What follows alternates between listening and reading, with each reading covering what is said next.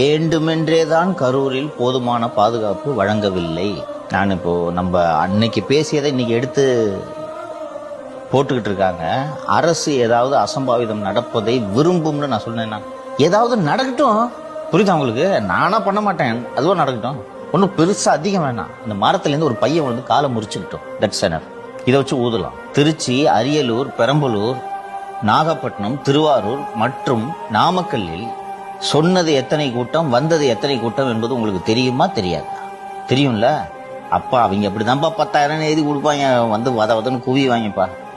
அது இடம் வேற சின்ன இடம், வேலுசாமி புறம் ஒரு சந்து. இவங்க பாட்டுக்கு போய் அது கடை மேலே ஏறி மேலே கீழே ஏறி உளுந்து தொலைச்சாங்கன்னா நம்மள தான் உயிர் எடுப்பாங்க. நீ அதிகமாக ஸ்ட்ரென்த்தை போடு, ப்ரிவெண்ட் பண்ணு. குழந்தைங்களெல்லாம் தூக்கிட்டு பொம்பளைங்க வந்துச்சுன்னா நிப்பாட்டி அனுப்பி விடு, விரட்டி விடு, திருப்பி விடு. அவங்க விஜய் தரப்புல இருந்து கேட்டா சொல்லி திமுக மகளிர் அணி செயலாளர் சொன்னீங்கல்ல, நாகேந்திரனுக்கு ஒரு உதாரணம். இது போலீஸால செய்ய முடியும், எனக்கு தெரியும்.